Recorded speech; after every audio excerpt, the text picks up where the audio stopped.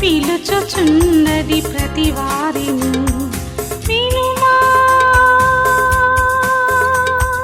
విశ్వసించుమా.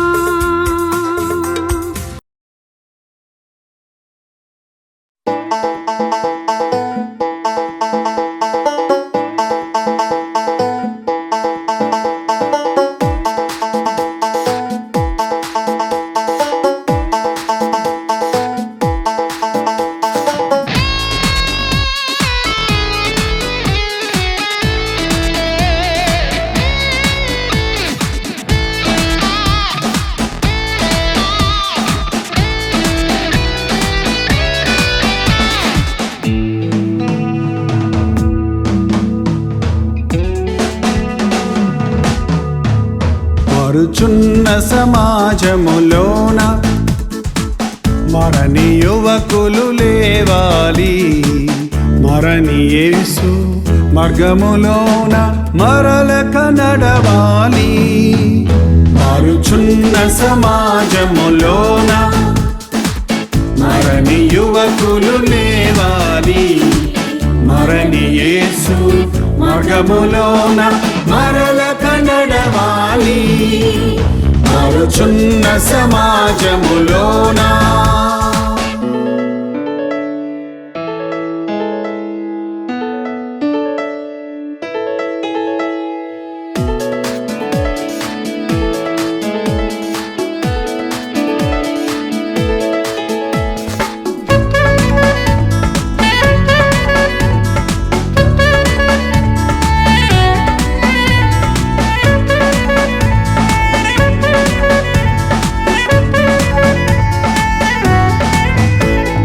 చదువులలో పదములలో పెదవులలో హృదయములో చదువులలో పదవులలో పెదవులలో హృదయములో మాటలలోన పాటలలోన పరిశుద్ధతయే కావాలి.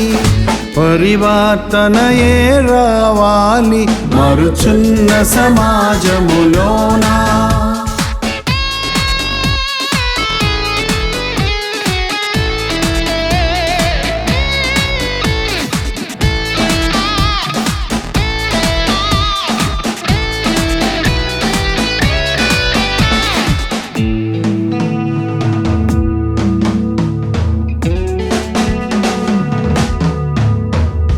చూపులలో రూపులలో కోరికలో తీరికలో చూపులలో రూపులలో కోరికలో తీరికలో అందములోన బంధములోన పరిశుద్ధతయే కావాలి. పరివర్తనయే రావాలి. మారుచున్న సమాజములోన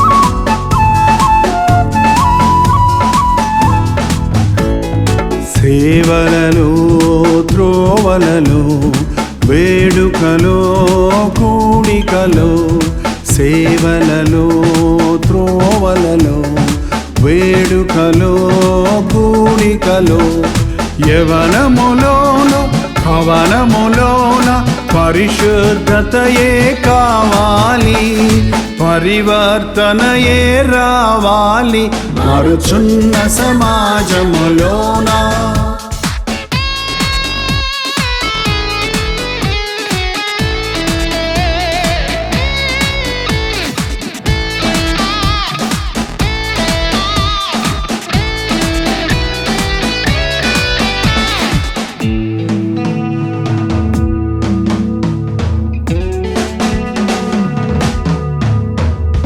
శౌర్యములో ధైర్యములో సౌఖ్యములో ఐక్యములో, శౌర్యములో ధైర్యములో సౌఖ్యములో ఐక్యములో, సంఘములోన రంగములోన పరిశుద్ధతయే కావాలి, పరివర్తనయే రావాలి మారుచున్న సమాజములోన. మరణి యువకులు లేవాలి, మరణి యేసు మార్గములోన మరలక నడవాలి మారుచున్న సమాజములోన. మరణి యువకులు లేవాలి, మరణి యేసు మార్గములోన మరలక నడవాలి మారుచున్న సమాజములోన. ప్రకటన గ్రంథం 2వ అధ్యాయం. ప్రకటన గ్రంథం 2వ అధ్యాయం మొదటి నుంచి చదువుతున్నాను, వినండి. నా బైబిల్ నేను చదువుకుంటేనే నాకు తృప్తిగా ఉంటుంది. ఎందుకంటే చదువుతున్నప్పుడే దేవుడు మాట్లాడతాడు. మీరు కూడా మీ బైబిల్ తీసి చదువుతుంటే నేను చెప్పేదానికంటే ఎక్కువ మీకు దేవుడు నేరుగా చెప్తాడు. బైబిలు ప్రింటెడ్ బుక్ కాదు, ఇది పరిశుద్ధాత్మని ప్రేరేపణతో వ్రాయబడిన దేవుని మాటలు. ఎఫెసులో ఉన్న సంఘంపు దూతకు ఇలాగూ వ్రాయము. 7 నక్షత్రములు తన కుడి చేత పట్టుకొని 7 దీపస్తంభముల మధ్య సంచరించేవాడు చెప్పు సంగతులేమనగా, నీ క్రియలను, నీ కష్టమును, నీ సహనమును నేను ఎరుగుదును. నీ క్రియలను, నీ కష్టమును, నీ సహనమును నేను ఎరుగుదును. ఈ లోకంలో మనుషులు మన క్రియలు ఒకవేళ కొంత మట్టుకు ఎరుగుదరేమో, కానీ మన కష్టం ఎవరికీ తెలియదు.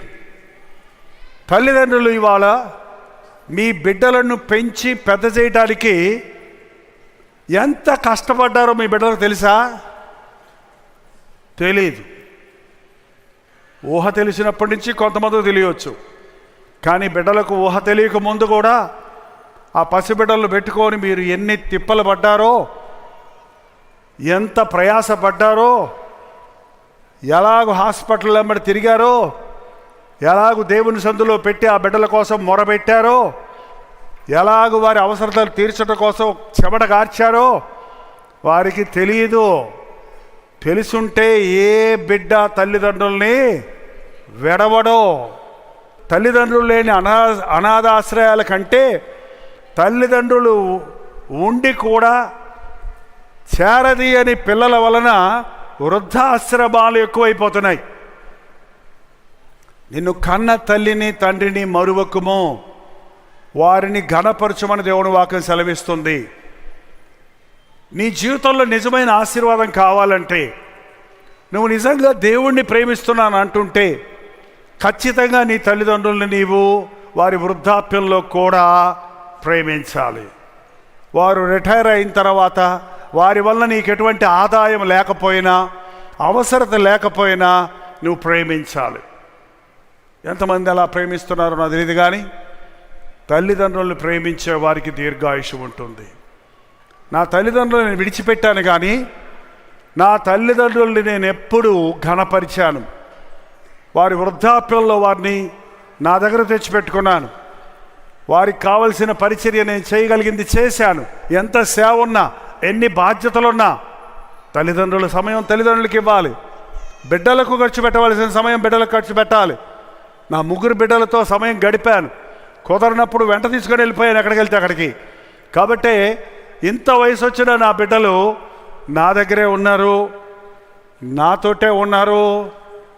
అంటే నేను ఒక చోట లేవు, కానీ మనసు కలిసి ఉంది. ఈ రోజున దేవుని యందు భయభక్తులు కలిగి ఉండటం కూడా అదే. దేవుని కొరకు ఎన్నో పనులు చేస్తున్నాము అని ఆశపడేవాళ్ళు చాలామంది ఉన్నారు. అలాగ దేవుని కోసం చాలా పనులు పెట్టుకుంది ఒక ఆమె పేరు తెలుసా మీకు? మార్త. ఆయన కోసం ఎన్ని కూరలు చేయాలా, ఎన్ని వంటకాలు చేయాలా అని ప్రభువును పిలిచి, విందుకు పిలిచి కూర్చుండబెట్టి ఆయన కోసమే ప్రయాసపడుతుంది. భలే ఉన్నాయమ్మా నువ్వు చేసిన కూరలన్నీ, కొంచెం క్యారేజీలో పెట్టి అన్నాడా? నేను అక్కడికి వచ్చినప్పుడల్లా నువ్వే చేయాలమ్మా వంట అన్నాడా? ఆమెతో వచ్చి చెల్లి మీద చిరాకు పడుతుంటే, వెళ్ళమ్మా మీ అక్క ఒక్కతే కష్టపడుతుంటే నువ్వు వెళ్ళావు అని చెప్పాడా? ఆమెతో ఏమన్నాడు? మార్తా మార్తా, నువ్వు విస్తారమైన పనులు పెట్టుకొని, దేవుడికి కావాల్సిన పనులు కాదండి, ప్రార్థన కావాలి. ఏం కావాలి? ఏం కావాలి? ఏం కావాలి? ప్రార్థన కావాలి. నీ పిల్లల కొరకు ఎంత ప్రయాసపడుతున్నావు అన్నది ముఖ్యం కాదు, ఎంత ప్రార్థన చేశావు అన్నది ముఖ్యం. నేను సేవలో పనిచేస్తున్నానండి, నేను సేవ చేస్తున్నానండి, నేనే సేవలో కెమెరాలన్నీ పెడుతున్నానండి, నేనే ఆడియో అంతా చూసుకుంటున్నానండి, నేనే కుర్చీలు వేస్తానండి, మేమే డబ్బులు లెక్కబెట్టే ట్రెషరర్ అండి, మేము సేవ చేస్తున్నామండి, మేము ప్రసంగాలు చేస్తున్నామండి, మేము పాటలు పాడుతున్నామండి, మేము క్వైర్ మెంబర్స్ ఇవ్వండి, మేము యాక్టివ్ మెంబర్స్ ఇవ్వండి అని ఇవాళ చర్చెస్లో ఉన్న విశ్వాసులు చాలామంది ముమ్మరంగా సేవలో ఉన్నామనుకుంటున్నారు. అవును నిజమే, నువ్వు నా కోసం కష్టపడుతున్నావు, అవును నువ్వు నా కోసం నువ్వు శ్రమ పడుతున్నావు, నా కోసం ఏదో చేయాలని ప్రయాసపడుతున్నావు. నాకు తెలుసయ్యా నీ కష్టం, నాకు తెలుసమ్మా నీ కష్టం, నీ సహనము. కష్టం ఒకటే కాదు, ఏంటంటే నీ క్రియలు, ఆ క్రియలకున్న కష్టము, ఆ సహనము నేను ఎరుగుతాను. పాపం కొంతమంది చాలా సహనంగా ఉంటారు. కొంతమంది చర్చ్ మెంబర్స్ నేను చూస్తుంటాను, విశ్వాసాలు చూస్తుంటాను, వారిని పట్టించుకోకపోయినా, వారికి ఏటువంటి ప్రతిఫలం ఇవ్వకపోయినా, భలే చేసావయ్యా ఈ పని అని మెచ్చుకోకపోయినా, తాము ఇంకా బాగా చేయాలి దేవుని కోసం, ఇంకా బాగా బ్రతకాలి దేవుని కోసం అని కొంతమంది ఇంకా ఏదో చేయాలని ఆశ కలిగిన వారిగా ఉంటుంటారు. ఇంకా బాగా ప్రార్థన నేర్చుకోవాలి నేను, ఇంకా బాగా బైబిల్ చదవాలి నేను, ఇంకా దేవుని సమయానికి వెళ్ళాలి దేవుని మందిరానికి, ఇంకా దేవునికి ఇవ్వాలి నా కానుకలు అనే ఆశ కలిగిన వారు ఈ రోజున క్రైస్తవులు అనబడిన వారిలో చాలామంది ఉన్నారు. దేవుని కోసం కష్టపడేవారు, దేవుని కోసం సహనముతో కనిపెట్టేవారు, దేవుని కొరకు పని చేసేవారు. అందులో నేను ఒకడినే. 19వ సంవత్సరంలో ప్రారంభించిన పరిచర్య ఈ రోజు వరకు ఏ ఉరుకుతో, ఏ పరుగుతో, ఏ ఆసక్తితో నేను సేవ మొదలుపెట్టానో రూఢిగా నేను చెప్పగలను. అదే ఆశతో దేవుని కొరకు పరుగులెడుతూనే ఉన్నాను, పనిచేస్తూనే ఉన్నాను.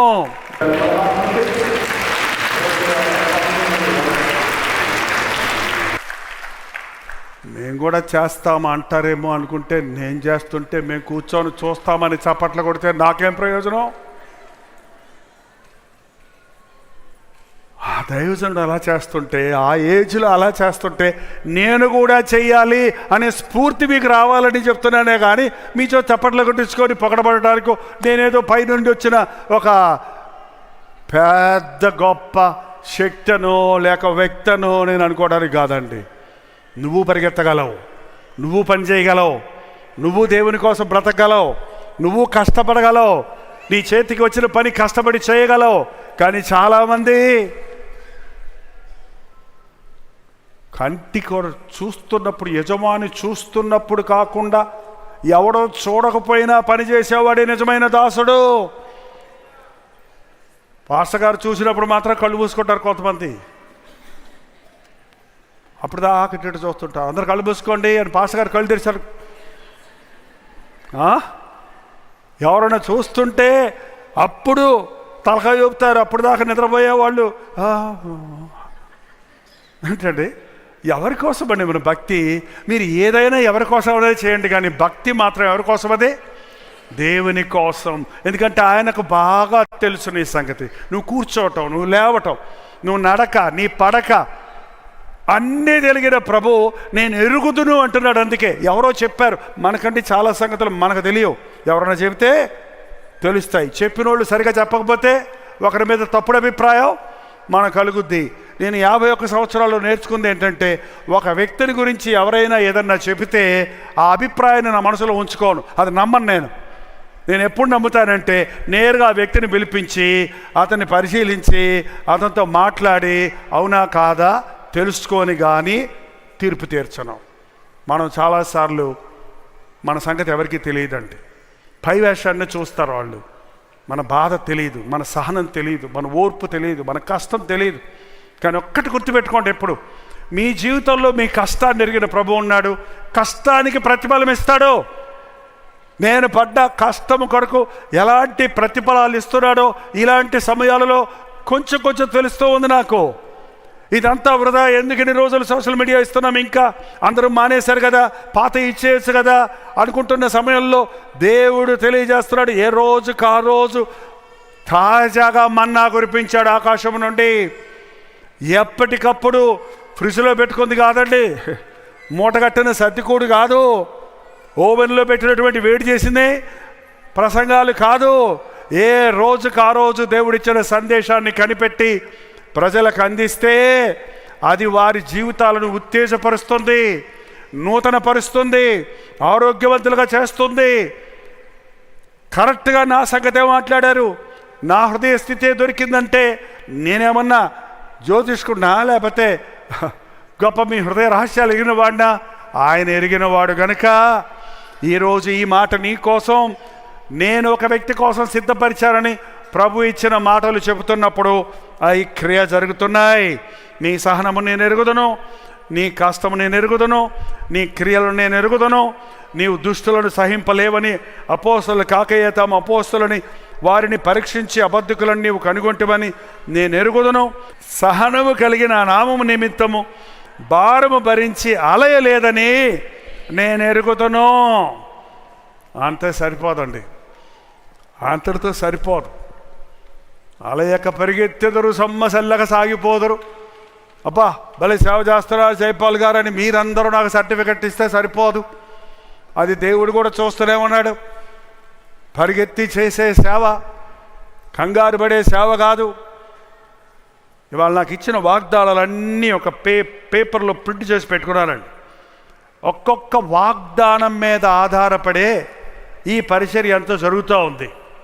ఎప్పటి నుంచి దేవుడు ఇచ్చాడో ఆ యొక్క వాగ్దానాలన్నిటిని బట్టే ఇవాళ ఈ రీతిగా అంచెలంచెలుగా 1977 సంవత్సరం ఫిబ్రవరి 15వ తారీఖున నీ పాపములు నీ దోషములు క్షమించున్నానని నాకు రక్షణ వాగ్దానం ఇచ్చాడు.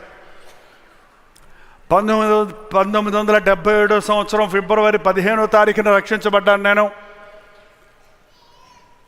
అదే సంవత్సరం 1977 సంవత్సరం జూలై 15వ తారీఖున నీ తల్లి గర్భంలో ఉన్నప్పుడే నేను నిన్ను ఎరుగుదును, నిన్ను పరిశుద్ధపరిచాను, జనములకు ప్రవక్తగా నేను ఏర్పరచుకున్నాను అని ప్రభువు నన్ను తన సేవకు పిలిచాడన్న వాగ్దానం ఇచ్చినప్పుడు వెంటనే దేవునికి లోబడ్డానండి. అంటే రక్షించబడ్డ కొన్ని నెలలలోనే ప్రభువు పిలుపుని ఎరిగిన వెంటనే ఈ లోకంలో ఉన్న విద్యాభ్యాసాలు, భవిష్యత్తుల గురించిన భయం అన్నీ వదిలిపెట్టేసి కాకినాడలో ఉన్న నేను, ఆ రోజుల్లో మెడ్రాస్ అనేవాళ్ళు, ఇప్పుడు అందరికీ తెలిసింది, ఇప్పుడు టీవీలు వచ్చాక, అప్పుడు టీవీలు ఉండేగావు, భాష తెలియదు అసలే, అరవ గోల అనేవాళ్ళు, కసాబిసా కసాబిసా కసాబిసా మాట్లాడతారు. అక్కడికి పోయి అక్కడ పడితే నాకు దిక్కు తోచలేదు, అన్నీ వదిలిపెట్టాను. మా నాన్న ఒక ఇంజనీరు, లగ్జూరియస్గా పెరిగాను, చిన్నప్పుడే కారుల్లో జీపుల్లో తిరిగాం. ఇంట్లో జవాన్లు ఉండేవారు పనులు చేసి పెడతానికి. బాగా వండి పెట్టేది మా అమ్మ. కోళ్ళు, కుక్కలు తింటగా, చేపలు, రొయ్యలు బాగా తిని బాగా ఉన్న వాడిని అక్కడికి వెళ్ళేటప్పటికి ఆ తమిళనాడులో ఇంతింతలా గింజలు ఉప్పుడు బియ్యం, పుచ్చిపోయిన వంకాయల కూర, గొంతులో ఏలు పెట్టుకున్న దిగని ఉప్మా. 3 రోజులు తినలేక నేను తిన్నన్నా, నేను వెళ్ళిపోతానన్నా. కానీ దేవుడు అన్నాడు, నువ్వు నా సొత్తు, నేను పిలుచుకున్నా. ఎక్కడ పడుకోవాలి? నా రూమ్ ఏది? రూము లేదు, గీము లేదు, రేకు చెట్లో చాపేసుకొని పడుకో. చాపేది? తెచ్చుకోలేదా నువ్వు అని అడిగారు.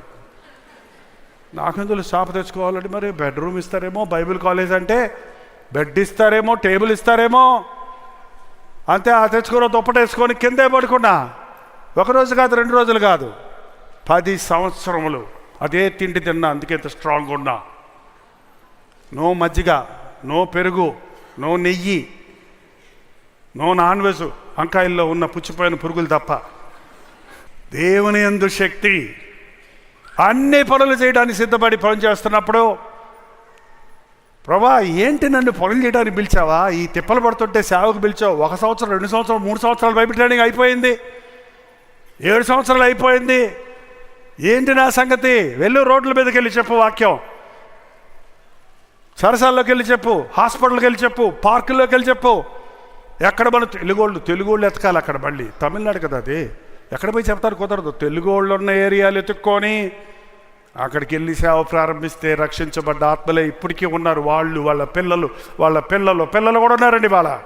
అప్పుడు రక్షించబడ్డ వాళ్ళు ఇప్పటిదాకా నమ్మకంగా ఉన్నారు. ఈ సంఘం, మా సంఘంలో చెన్నైలో దేవుని ప్రణాళికలో ఉన్న వారందరినీ ఏరుకున్న తర్వాత 1980వ సంవత్సరంలో అప్పుడు వాగ్దానం ఇచ్చాడు. ఇబ్బంది గల వారి యొద్దకు దేవుడు ఒక వాగ్దానం ఇచ్చాడు. ఎక్కడికి వెళ్ళమంటావు, ఏం చేయమంటావు అంటే, దేవుడు ఇచ్చిన వాగ్దానం ఏంటంటే, ఇబ్బంది గల వారందరూ, అప్పులు చేసుకున్న వారందరూ, అసమాధానంగా ఉన్న వారందరూ అతని యొద్ద కూడి రాగా అతడు వారికి అధిపతి ఆయను. అతనికి ఎక్కువ తక్కువ 400 మంది ఉండిరి. అదండి నా సంఘం. ఎవరంటే వాళ్ళు ఇబ్బందుల్లో ఉన్నవారు, అప్పులు చేసుకున్నోళ్ళు, అసమాధానంగా ఉన్నోళ్ళు నీ దగ్గరకు వస్తారు. నువ్వు వాళ్ళకి నాయకుడిగా ఉండు అని ఆ రోజు దావీదుకి ఇచ్చిన వాగ్దానం. రాజును చేస్తానని అభిషేకించి ఇలాంటి వాళ్ళందరిని అప్పచెప్పాడు ఆ దావీదుకి. ఇలాంటి వాళ్ళని నేను ఎందుకు చేస్తాను? నన్ను రాజుని చేస్తానన్నావు కదా అని ఉంటే దావీదు రాజు బైబిల్లో ఉండుండేవాడు కాదండి. అందులో నమ్మకంగా ఉంటే దేవుడు తగిన సమయంలో ఉన్నత స్థితికి హెచ్చించాడు. ఆత్మల కోసం విజ్ఞాపన చేయటం అప్పుడే నేర్చుకున్నాను నేను. 4 స్థలాల్లో 400 మందిని సంపాదించడానికి దేవుడు సహాయం చేశాడు. ఇది చాలులే, తృప్తిగా ఉంది ఈ సేవ అనుకుంటే, దేవుడు మరొక వాగ్దానం ఇచ్చాడు. నన్ను గురించి సమాచారం విననట్టు, నా మహిమను చూడనట్టు దూరదీపవాసుల యొద్దకు నిన్ను పంపెదను. వారు జనులలో నా మహిమను ప్రకటించెదరు. నిన్ను దూరదీపవాసుల దగ్గరికి పంపిస్తాను, నా నామాన్ని వినని వారి దగ్గరికి పంపిస్తాను. అంటే ఏంటో అనుకున్నాను. ఆ తమిళనాడులో నీలగిరి కొండల్లో ఉన్న కొండ జాతుల వాళ్ళ దగ్గరికి దేవుడు నన్ను పంపించాడు. అక్కడ 2 సంవత్సరాలు వారి మధ్యలోనే ఉండి కొండలు ఎక్కుతూ 10-15 గంటలు ఎక్కాలి, కొండ ఎక్కాలి. నేరుగా ఎక్కి అక్కడ 20 మంది 10 మంది గుడిసెలు ఉంటాయి, చిన్నవి, 4 అడుగులు ఎత్తు, 4 అడుగులు వెడల్పు. అక్కడున్న 10 మందికి వాక్యం చెప్పటం. చీకటి పడక ముందు మళ్ళీ విడిదికి చేరటం. ఒక రేకుల షెడ్ ఉండేది అక్కడికి రావటం. ఎందుకంటే చీకటి పడితే ఎలుగుబంట్లు అన్నీ బయటకు వచ్చేస్తాయి. అరణ్యంలో కీకారణ్యం, కాలి బాట ఎత్తుక్కొని వెళ్ళాలి. అక్కడ దేవుని కృపలో 2 సంవత్సరాలు అక్కడ 40 ఊర్లు, కుగ్రామాలు, చిన్న గ్రామాలు, ప్రభుత్వం వారు లెక్కల గట్టని గ్రామాలకు వెళ్ళి ఆత్మలను సంపాదించడానికి ప్రభు సహాయం చేశాడు. ఆ ఇరుళ వాళ్ళు అనాగరికులు, బయట ప్రపంచంతో సంబంధం లేని వారు, తమకు తాము నాశనం చేసుకుంటూ ఆ పొగాకులు తింటూ, స్మోకింగ్ చేస్తూ, కళ్ళులు తాగుతూ, వారికి ఏ విధమైనటువంటి జ్ఞానం లేని స్థితిలో ఉన్నవారు సువార్తను ప్రకటించినప్పుడు రక్షించబడ్డారండి. ఎప్పుడు చూసినా వక్కలాకులు నములుతూ ఉంటారు. అందరి పళ్ళు అరిగిపోయి ఎర్రగా ఉంటాయి. ఒక ఆమె ఒక రోజు వచ్చి, ఇంక మూచి పాతీங்களா తమిళ్లో ఉంది, అది తమిళకారంగా அவங்க తమిళ్లో தான் ప్రసంగం பண்ணேன். అప్పుడు తమిళ్లోనే ప్రసంగం చేశా. చూడండి అని ఇటు చూపిస్తుంది నోరు. ఏమైంది? పళ్ళు వెళ్ళాయిచ్చి పరగా, పళ్ళు తెల్లగా అయిపోయినాయి చూడండి. ఒక్కలాకలు నేను ప్రార్థన చేసుకొని మానేశాను. ఒక సమయం వచ్చేటప్పటికి ఆ ఊరిలో ఉన్న యవ్వనస్తులు మారారండి. ఇంచుమించు 10 సంవత్సరాలు మేము చెన్నై వచ్చిన తర్వాత కూడా సంవత్సరానికి ఒకసారి వెళ్ళొచ్చేవాళ్ళం. కానీ ఈరోజు వెళ్ళనవసరం లేకుండా అక్కడ ఆ రోజుల్లో మారిన యవ్వనస్తులు వారి జాతి వారికి వాళ్లే సేవకులుగా మారారు. ఊర్లన్నీ ప్రభువుని నమ్ముకున్నాయి. ఊరంటే 20 మంది 30 మందే, కానీ ఆ కొండ జాతుల వాళ్ళు ప్రభువుని ఎరిగి ఉన్నారు. ఇది భలే ఉంది మిషనరీ సేవ అనుకుంటుంటే అక్కడి నుంచి ఒక్క తన్ను తన్నాడు దేవుడు నన్ను. 30 ఏళ్ళు వయసు వచ్చింది అప్పటికి నాకు. ఒక్క తన్ను తన్నాడు. మా నాన్న పెళ్లి చేయాలన్నాడు. పెళ్లి చేయాలంటే ఎవరిని చేసుకోవాలి? లవ్ మ్యారేజ్లు అవన్నీ లేవు.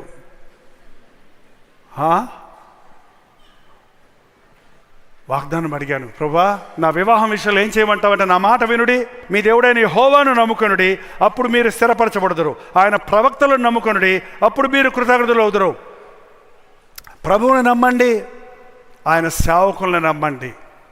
మా నాన్న చూపించిన వివాహం, దైవజనులు చూపించిన వివాహం దేవుని చిత్తంలో 1983వ సంవత్సరం డిసెంబర్ 28వ తారీఖు ఆ సంవత్సరంలోగా పెళ్లి చేస్తాడు దేవుడు వాగ్దానం ఇచ్చాడు. ఇంకేం చేస్తాడులే అనుకుంటుంటే 28వ తారీఖు పెళ్ళి అయిపోయింది. 30వ తారీఖు కొత్త సంవత్సరం వచ్చేసింది. మళ్ళీ 31వ తారీఖు. అంతగా దేవుడు నమ్మిన దేవుడు నమ్మకస్తుడు. తెలుగు అమ్మాయిని పెళ్లి చేసుకొని మళ్ళీ తమిళనాడు వెళ్ళమంటావా ప్రభువా? ఏం చేయమంటావు? నన్ను ఇప్పుడు 10 సంవత్సరాలు ట్రైనింగ్ అయింది, మినిస్ట్రీ అయింది, ఏం చేయాలని అడిగినప్పుడు 1983వ సంవత్సరంలో పెళ్ళైన 17వ రోజు కల్వరి ఇవాంజలికల్ ఫెలోషిప్ ఒక ప్రత్యేకమైన సేవను ప్రారంభించి, అప్పటి వరకు సేవకుల పిలుపుతో, సేవకుల ఆధ్వర్యంలో, సేవకులకి అకౌంటబిలిటీగా, సేవకులకి జవాబుదారీగా వాళ్ళు చెప్పినట్టు వింటూ సేవ చేశాను. అప్పుడు ఒక వాగ్దానం ఇచ్చాడు, వివాహం అయిన తర్వాత బ్యాచిలర్గా నువ్వు సొంత సేవ ప్రారంభించడం కుదరదు. నీకు ఒక బ్రాండ్ ఉండాలంటే నీవు వివాహితుడిగా ఉండాలి, శోధనలో ప్రవేశించకూడనట్లుగా. యవనస్తులు పులిపిట్ ఎక్కితే ఆ సంఘంలో ఉన్న వాళ్ళందరూ మా అమ్మాయిని ఇస్తాం, ఈ పాస్టర్ గారికి మా అమ్మాయిని ఇస్తాం అనరా. నాకు పెళ్ళి అయిపోయిందంటే ఇక నువ్వేమిస్తావు? నువ్వు ఇచ్చిన తీసుకునేవాడు ఎవడో. చాలామంది యవనస్తులు వాళ్ళ వెలుగులోకి వచ్చేస్తున్నారు. కానీ వివాహం అనేది ఒక బ్రాండ్ అండి. 30 సంవత్సరాలప్పుడు యోసేపును బయటికి తీసుకొచ్చి వివాహం చేసి ఆ యుద్ధంలో ఉన్నత స్థానానికి పెట్టారు. యేసు ప్రభు 30 సంవత్సరాల దాకా దాక్కొని ఎక్కడో అజ్ఞానంగా ఉండి 30 సంవత్సరాలు బయటకు వచ్చి బాప్తీసం పొంది సేవలో బహిరంగంగా పరిచర్య చేశాడు. దావీదు 30 సంవత్సరాల వరకు పోరాడి శత్రువులతో పోరాడి జయించి 30 సంవత్సరాల వయసు అప్పుడే యెరూషలేములో చక్రవర్తిగా పట్టాభిషేకం చేయబడ్డాడు. యవనస్తులారా, సేవ చేయండి, దేవుడికి స్తోత్రం. కానీ నాయకత్వం పాటించకండి 30 ఏళ్ళు వచ్చే వరకు. కనీసం మీ వివాహం జరిగి మిమ్మల్ని దేవుడు స్థిరపరిచే వరకు, ముఖ్యంగా దేవుని చిత్తములో సేవ చేయాలి. చాలామంది యవనస్తులు ఉద్రేకంతో సేవ చేస్తామని ఇవాళ సోషల్ మీడియా వచ్చిన తర్వాత ఏదేదో చేసేద్దాం అనుకుంటున్నారు. అనవసరమైనటువంటి చిక్కుల్లో పడుతున్నారు. దేవుడు ఇచ్చిన వాగ్దానం, ఇదిగో జనములకు సాక్షిగా అతడు నియమించితిని, జనములకు రాజుగాను అధిపతిగాను నేను నిన్నొక అధిపతిగా నాయకుడిగా చేస్తాను వాగ్దానం ఇచ్చినప్పుడు ఒక చిన్న గుడిసె అద్దెకు తీసుకొని ఒక చిన్న పల్లెటూరు ప్రభు చూపించిన స్థలంలో 83వ సంవత్సరంలో 10 సంవత్సరాలు సేవ చేసి అనేక ఆత్మలు సంపాదించిన తర్వాత మళ్ళీ పల్లెటూరుకి వెళ్ళమంటే మెడ్రాసులో బతికొచ్చినోడికి ఎలా కుదురుద్దండి? అది పశ్చిమ గోదావరి జిల్లాలో పక్క పల్లెటూరు, 700 ఇల్లు కూడా ఉండవు ఆ ఊరిలో. ఆ ఊరు చూపిస్తే ఆ ఊరిలో కుల పట్టింపులు, ఎవరు ఇల్లుకి అద్దెకి ఇవ్వనంటే, ఒక గుడిసె దెయ్యాల గుడిసింది కావాలంటే తీసుకోమంటే, దెయ్యాలంటే మాకు భయం లేవులేండి అని ప్రార్థన చేసుకొని ఆ దెయ్యాల గుడిసెలో మా వివాహమైన 15వ రోజు నా భార్య కూడా విశ్వాసి కాబట్టి, రక్షించబడిన వ్యక్తి, ఆత్మలో భారం కలిగిన వ్యక్తి కాబట్టి నాతో సహకరించింది. లేకపోతే పెళ్ళైన కొత్త పెళ్లి కూతురు కొత్త పెళ్లి కొడుకు 17వ రోజు గుడిసెలోకి వెళ్తారా? పల్లెటూరుకి వెళ్తారా? హానిమూన్కి వెళ్తారు ఎక్కడికన్నా. కానీ దేవుని కోసం పడ్డ శ్రమ నేను వివరించలేను ఇప్పుడు. కానీ 4 సంవత్సరాలు అక్కడ నన్ను ఉంచాడండి.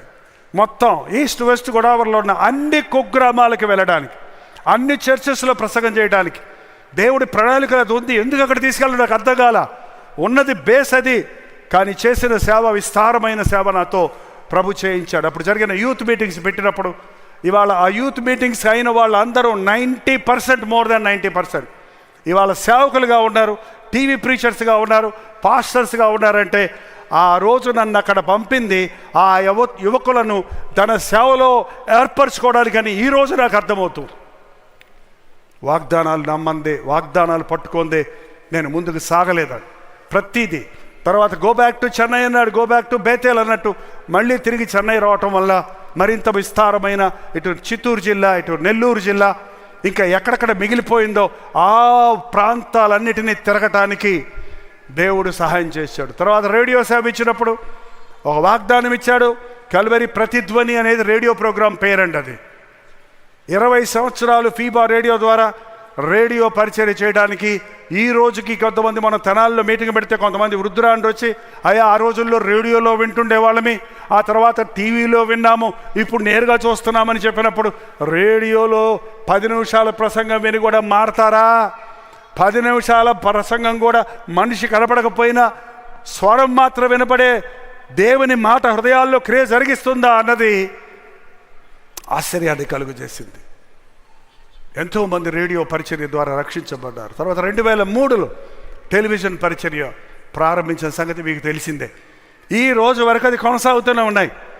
2003 నుండి ఇప్పటి వరకు మా నెట్వర్క్లో ఉన్నాం మేము. అప్పుడు దేవుడు ఇచ్చాడు మా నెట్వర్క్లో.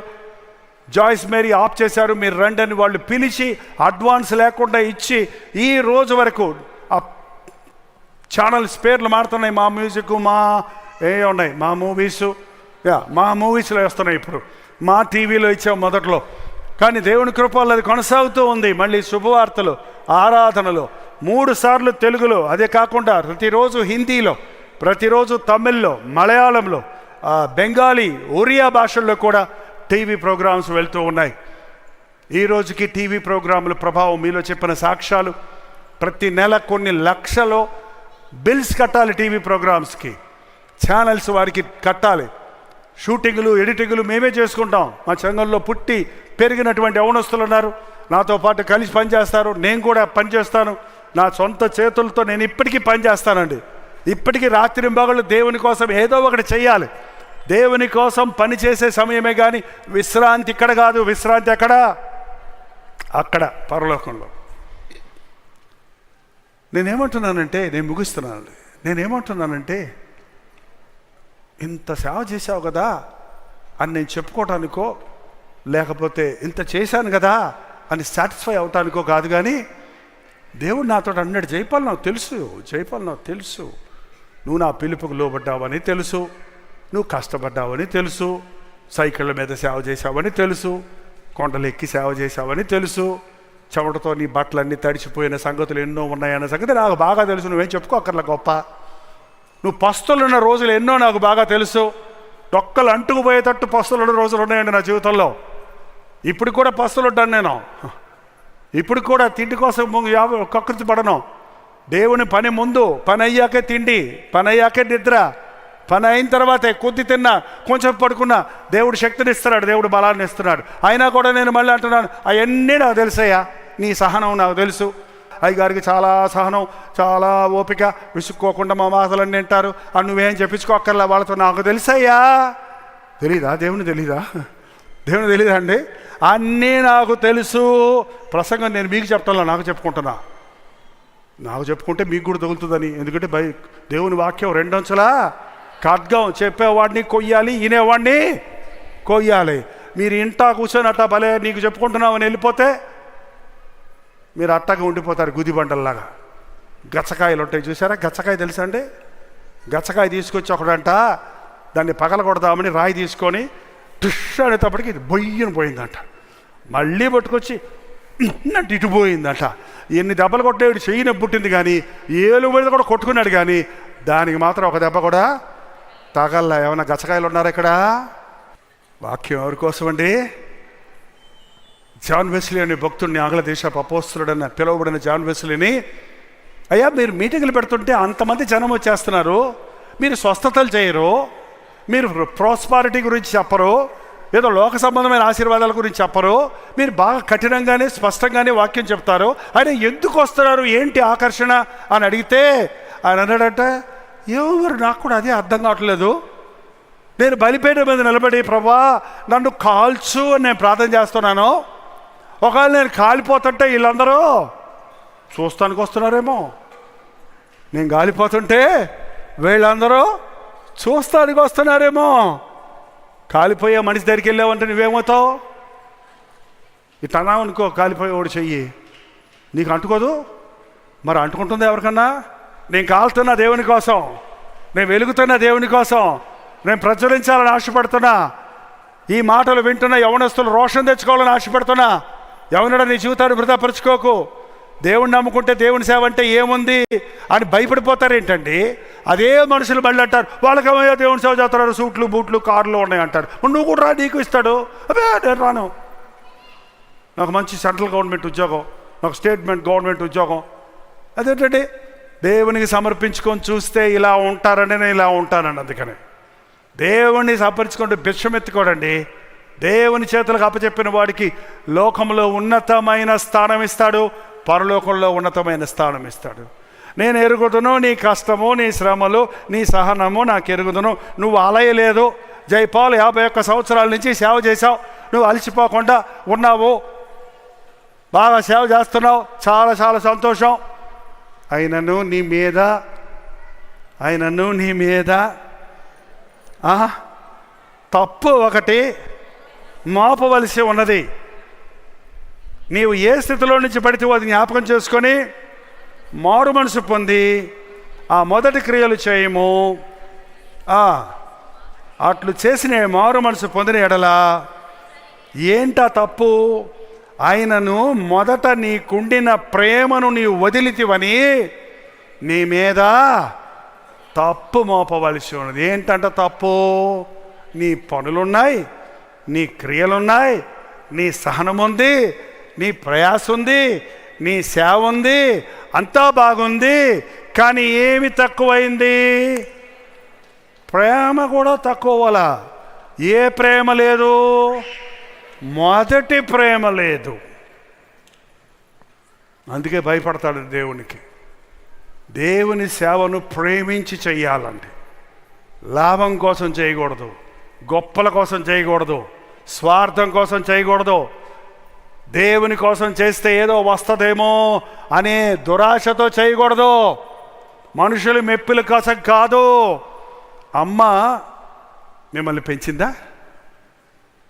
ఏంటంటే మాట్లాడరు?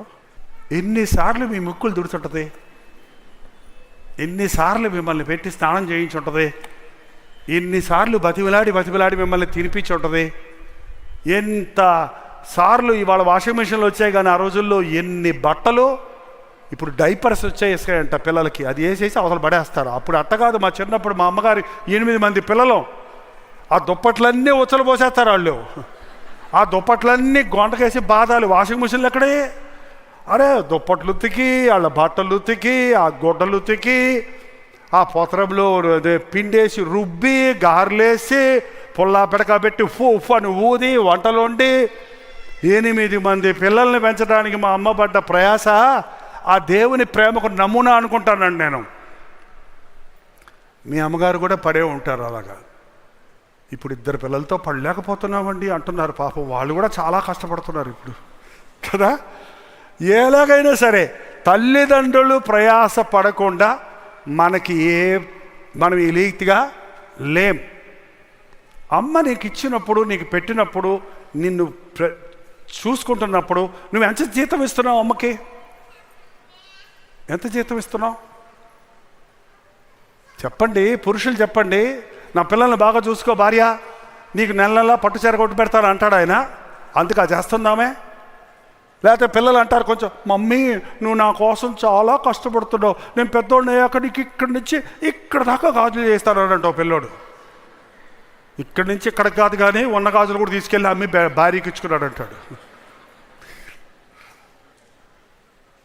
అమ్మది ఏది ఆశించకుండా దేంతో చేస్తాను చెప్పండి? ప్రేమతో. నాకు 50 ఏళ్ళప్పుడు యాక్సిడెంట్ అయితే మా అమ్మగారు అల్లాడిపోయి ఫోన్ చేసి, నానా నీ దెబ్బ తేలిందంట, నన్ను నిద్రపడటం లేదురా, ఎలా ఉన్నావయ్యా?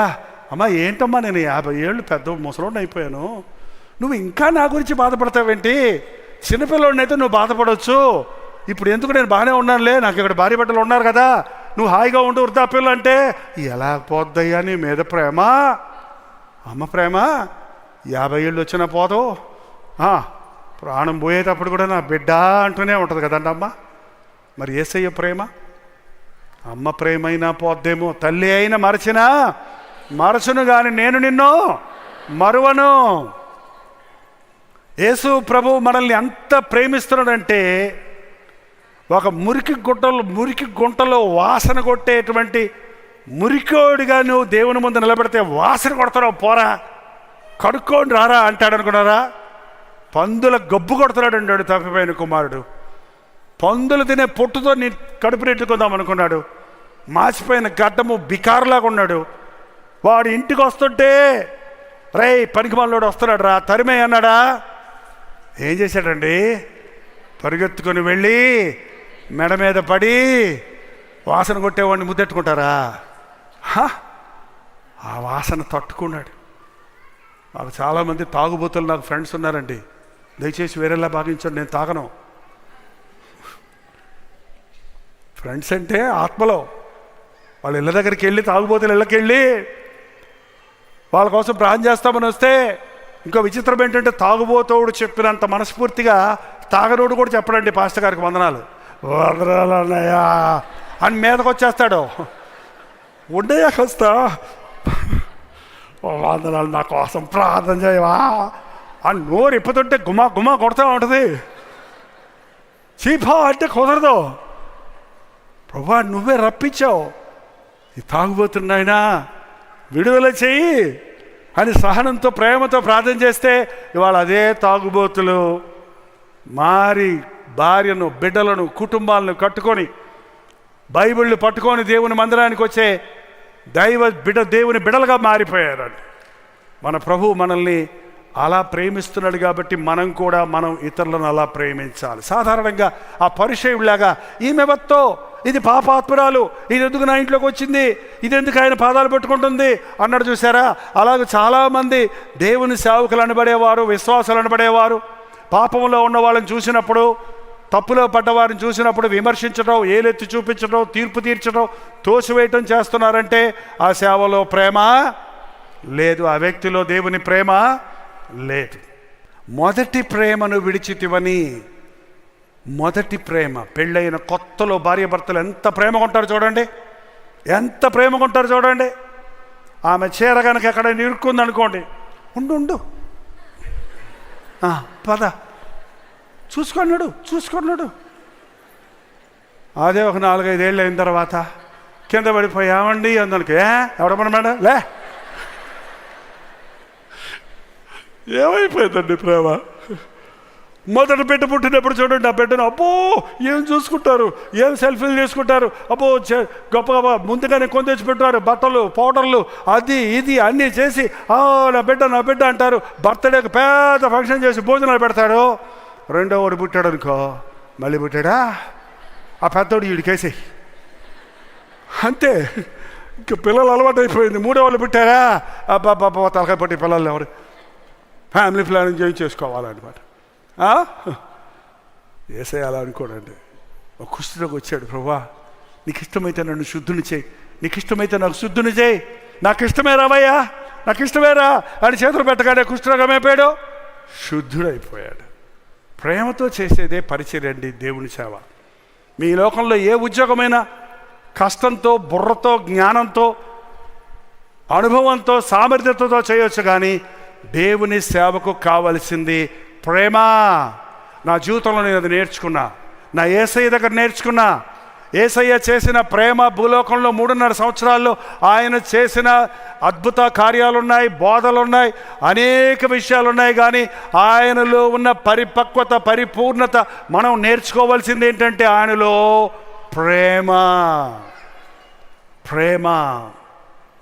ప్రేమ లేనివాడనైతే నేను వ్యర్థుడను. దేవదూత భాషలతో నేను మాట్లాడినప్పటికీ, నా ఆస్తి అంతా పేదలకు ఇచ్చేసినప్పటికీ, కాల్చబడడానికి నా శరీరం అప్పగించినప్పటికీ, కొండలను పెగలించగలిగినంత విశ్వాసం నాకు ఉన్నప్పటికీ, ప్రేమ లేని వాడనైతే నేను వ్యర్థుడను. నా కోసం ప్రార్థన చేయండి. దేవుని సేవను లాభం అపేక్షించకుండా, కష్ట నష్టాలు, పొగడ్తలు, ప్రతిఫలాలు ఎదురు చూడకుండా నా మనస్ఫూర్తిగా చెప్తున్నాను, ఈ సేవలో ఇంతవరకు యేసయ్య ప్రేమ ముందు నేను చేసేది ఏదీ లేదు, ఇది త్యాగమే కాదు అంటూ వెళ్తున్నాను. నా అంతం వరకు అలా ఉండాలని నేను ఆశపడుతున్నాను.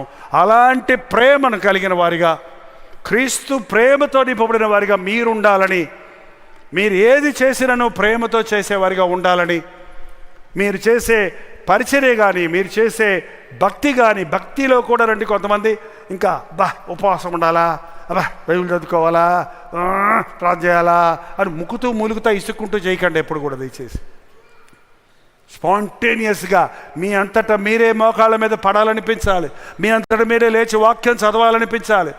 మీరు క్రీస్తు ప్రేమను బట్టి మీరు ఇతరులను క్షమించడం నేర్చుకోవాలి. క్షమించలేని వాడు దేవునికి పనికిరాడండి. నన్ను మోసం చేసిన వాళ్ళు, నన్ను బాధ పెట్టిన వాళ్ళు, నా మీద తిరగబడిన వాళ్ళు, నన్ను గురించి దుమారా లేపిన వాళ్ళు ఎంతోమంది ఉన్నారండి. అది చాలా కష్టం తీసుకోవటం. కానీ ఒకటే, యేసు వైపు చూస్తే, సిలువ వైపు చూస్తే, నాకు ఎవరి మీద ఆయాసం వచ్చిందంటే, ఎంతకారు ఎలా చేస్తున్నాడు, ఇంత ప్రేమించాను కదా, ఇంత గద్దించాను కదా, ఇంతగా దీవించాడు కదా, ఎందుకు ఇప్పుడు ఇలా ప్రవర్తిస్తున్నాడు అని కొంచెం ఆయాసం వస్తే నేను వెంటనే కూర్చొని మోకాళ్ళ మీద పడి యేసయ్య సిలువను ధ్యానిస్తాను. ఆయన ముఖం మీద ఉమ్మేసినా, రక్తాలు కారేటట్టు కొట్టినా, ఎన్ని నిందలేసినా, తండ్రి వీరేమి చేయుచున్నారో వీరు ఎరుగడు గనుక వీరిని క్షమించు. 2 వారాల క్రితం ఉపవాస ప్రార్థనలో సడన్గా మోకరించి ప్రార్థిస్తున్నప్పుడు ఇలాంటి వాళ్ళందరూ నా కళ్ళ మీదకి వస్తే ఒక్క నిమిషంలో నాకు తెలియకుండా దేవుని ఆత్మతో నన్ను పట్టుకున్నాడు దేవుడు. నువ్వు వాళ్ళ మీద ఇంకా కొద్దిగా నీకు ఎక్కడో చేదుంది, కొంచెం ఆయాసం ఉందని చెప్పి దేవుడు ఒప్పించాడట్టుంది. నాకు తెలియకుండానే ప్రభా వాళ్ళకి క్షమిస్తున్నానయ్యా, వాళ్ళకి సహాయం చేయనైనా, వాళ్ళని శాపం రానివద్దయ్యా, వాటికి దూరం అవనివద్దయ్యా, వాళ్ళని ముట్టుకో, వాళ్ళని దర్శించని బొడబొడబొడవ కళ్ళము నీళ్ళు గారుతూ ప్రార్థన చేసినప్పుడు నేనైనా ప్రార్థన చేశానంటే కాదు. ఉచ్చరింపశక్యము కాని మూలుగులతో దేవుడు మన పక్షంలో ఉండి ప్రార్థన చేస్తాడు. ప్రేమ చల్లారిపోయిందంటే ప్రయోజనం లేదండి. అంచె దినాల్లో అన్నీ ఉంటాయండి, అట్టహాసంగా జరుగుతున్నాయి. ఎంతమంది విశ్వాసులు క్రీస్తు ప్రేమతో నింపబడ్డారు. ఆ పాస్టర్ గారిని చూస్తే ఈ పాస్టర్ గారికి పడదు, ఈ సంఘస్థులను చూస్తే ఆ సంఘస్థులకు పడదు. మాది ఆ సంఘం, మాది ఏ సంఘం. క్రీస్తు రక్తంలో కడగబడినవాడు, క్రీస్తు ప్రేమతో నింపబడినవాడు మాత్రమే ఏదైనా నిలిచి ఉండేది చేయగలుగుతాడు. లోకంలో ప్రేమ లేదండి. అనేకుల ప్రేమ అంచెదినాల్లో చల్లారిపోతుంది. ప్రేమలేని సేవలు, ప్రేమలేని పాటలు, ప్రేమలేని ప్రసంగాలు, ప్రేమలేని అన్నదానాలు, ప్రేమలేని సోషల్ మినిస్ట్రీ అంటారు. వాడికి ఒక చైర్ ఇచ్చేది, పట్టుకో తీయ్యా తొందరది పట్టుకో, అది మళ్ళీ పెద్దగా పబ్లిష్ చేసుకునేది.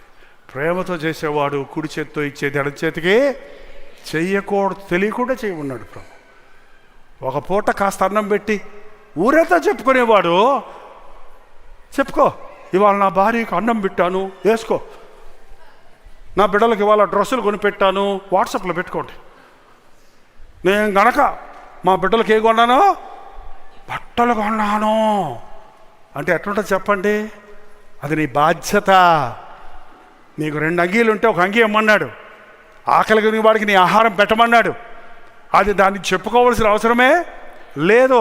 నేను చూసింది ఏంటంటే, ఆకలిగా ఉన్నవాడికి అన్నం పెడితే వాడు మాటికి వచ్చి ఆకలో అంటాడంది.